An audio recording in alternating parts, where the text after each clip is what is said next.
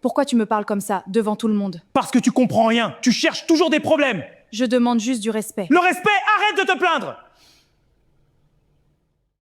Et si ce que tu excuses aujourd'hui était en train de détruire ton cœur, sans que tu le réalises?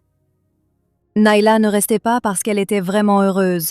Elle restait surtout parce qu'au fond d'elle, elle avait peur d'être seule, peur de recommencer à zéro. Et depuis qu'elle était petite, elle avait appris, sans vraiment s'en rendre compte, que l'amour venait toujours avec une certaine forme de douleur. Alors avec le temps, elle s'était habituée. Et quand il criait, quand il la rabaissait ou la blessait avec ses mots, elle appelait ça simplement un moment de colère, quelque chose de passager, pas un manque de respect. Il ne la frappait pas, mais ses mots cassaient quelque chose en elle un peu plus chaque jour, des petites choses invisibles que personne ne voyait, mais qu'elle ressentait profondément.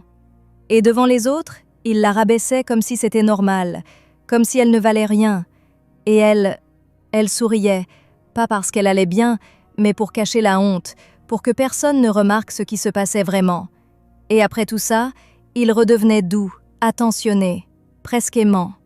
Juste assez pour qu'elle reste, juste assez pour qu'elle doute, et qu'elle continue d'accepter. Elle s'accrochait au bon moment, à ces rares instants où il était gentil, présent, presque aimant, en oubliant tout le reste, en fermant les yeux sur tout ce qui la détruisait lentement à l'intérieur, sans jamais oser l'admettre. Et petit à petit, sans même s'en rendre compte, elle a commencé à croire que le problème venait d'elle, que si les choses allaient mal, c'était parce qu'elle n'était pas assez bien, pas assez calme, pas assez patiente, pas assez forte.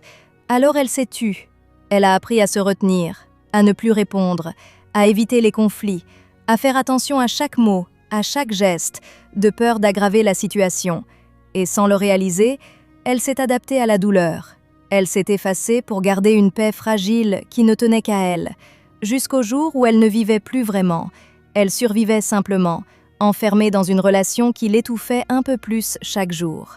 Jusqu'au jour où elle ne s'est plus reconnue dans son propre reflet, ce moment silencieux où elle a réalisé que ce qu'elle était devenue ne ressemblait plus à la personne qu'elle était avant.